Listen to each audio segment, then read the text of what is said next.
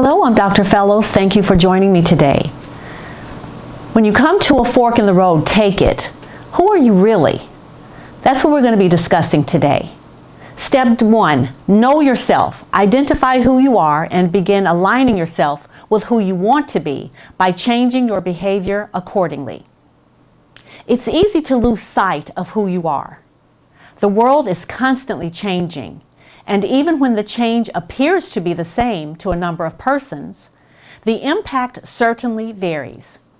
Cross-checking with people then can become laborious and confusing. Consider this parable. A man and a woman were sitting in a room with 2 doors. One door had a sign that read, "Do not exit." The other had a sign that read, "Do not enter." The man and the woman both sat with their head in their hands, not knowing which way to go.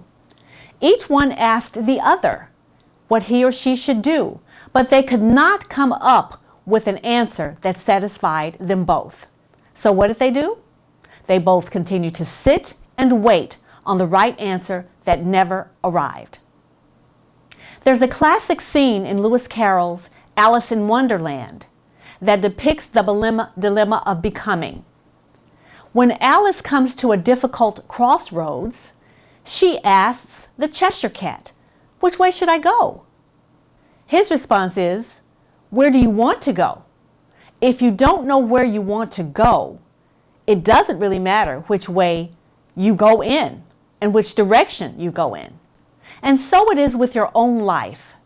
With each change in life, you come to a crossroads and a decision.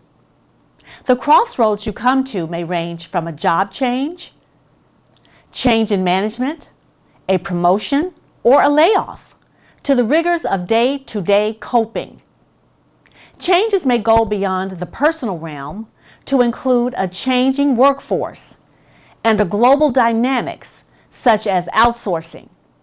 Even in your own home, you may begin to feel like a stranger because these shifts have created a society that is quite different from the homogeneity in which you are accustomed to and have lived, and from which your perspective arrives. Whether accurately or not. The only way you can know where you want to go when you come to a fork in the road is to know and be comfortable with who you are and what you can become. The fact of the matter is, you can't move forward in your life effectively and sustainably, and not only in your life but also in your career, unless you know who you are. In the 1939 film The Wizard of Oz, Dorothy and her friends asked the wizard for specific things to help them move forward in their life. The sad Tin Man asks for a heart. The posturing, cowardly lion asks for courage. And the academically challenged Scarecrow asks for a brain. Misunderstood and regretful Dorothy asked only to go home. Ultimately, what they all discover is they don't need the wizard's help after all. They themselves had the answers. They could have met their own needs all along because they themselves possessed the power and the desire to move forward.